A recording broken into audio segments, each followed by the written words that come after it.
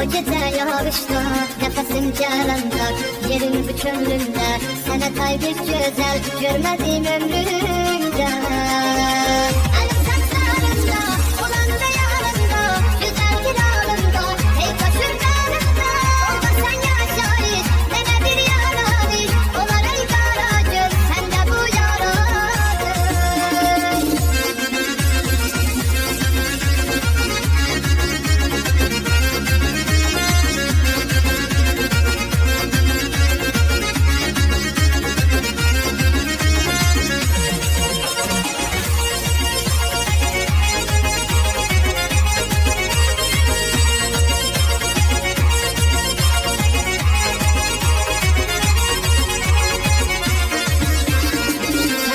Canımsan, ne güzel yarımsan, hastalan sen bir gün, benim dermanımsan, de görüm sen özün, ne de sensiz gözüm, olmasan sen razı, yolda kalsın gözüm.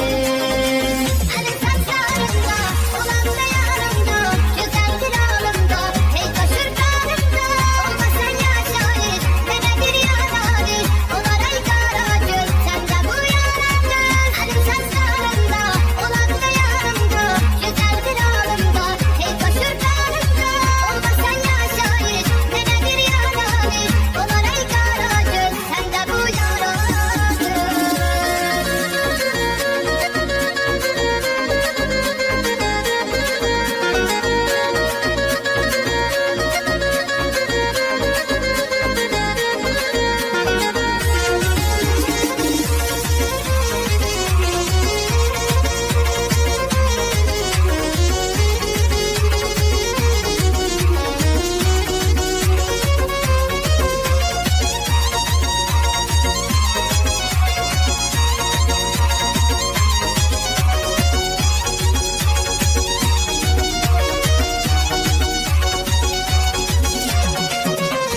Gözlerim beni aldı özüne, apardı sevgi beni saldı derda.